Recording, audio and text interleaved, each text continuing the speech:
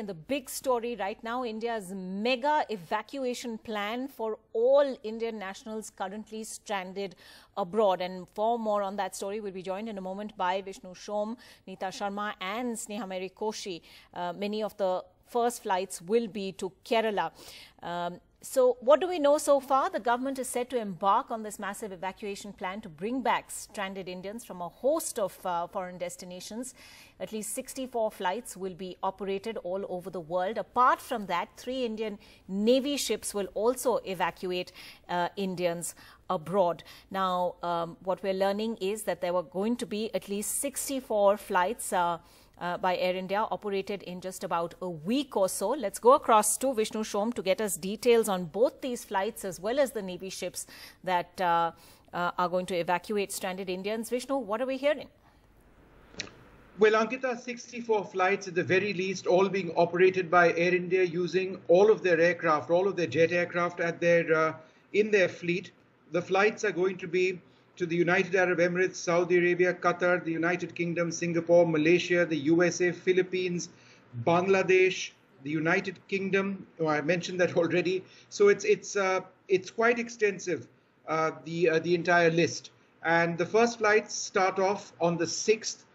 And in terms of the first flights themselves, the 6th and the 7th, so many of these aircraft actually depart from India to their destination, and they would return if they're very long haul flights the following day. Otherwise, they'd come back on the same day. So on day 1, 4 flights into Kerala, 2 from the United Arab Emirates, 1 from Qatar, 1 from Saudi Arabia, 2 flights into Maharashtra, 1 from the United Kingdom, 1 from Singapore, 1 flight into Delhi NCR. That's from Malaysia to Telangana. There'll be 1 flight. It'll possibly be a hopping flight from the United States, 1 flight from the Philippines into Gujarat, 1 flight from Bangladesh into Jammu and Kashmir. So that's 10 flights on day 1. There'll be 9 flights on day 2.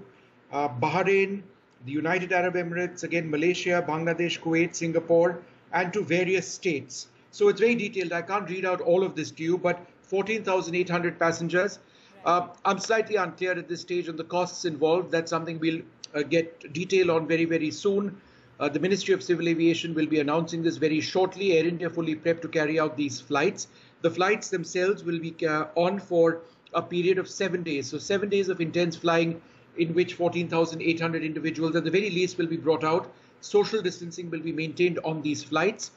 So even the largest aircraft, the 350-seater plus Boeing 777-300 ER aircraft that Air India operates will see likely less than 300 passengers on board, and the smaller Dreamliners, which can carry 250 plus, would actually see possibly just about 200 passengers on board. So it's a long, complicated process. It's not just Air India which is involved. The Indian Navy is involved as well. 3 ships of the Indian Navy, amphibious transports, are deployed. 1 of them shipping to the Maldives, 2 others, including the INS Jalashwa, which is a very large ship, which can carry 1,000 passengers under normal times, but will, because of social distancing, be carrying 500, and INS Shardul, these 2 ships sailing to the United Arab Emirates, likely Dubai. The External Affairs Ministry has to finalize plans on which port that they dock in. So those ships will be going up and down as well, I assume.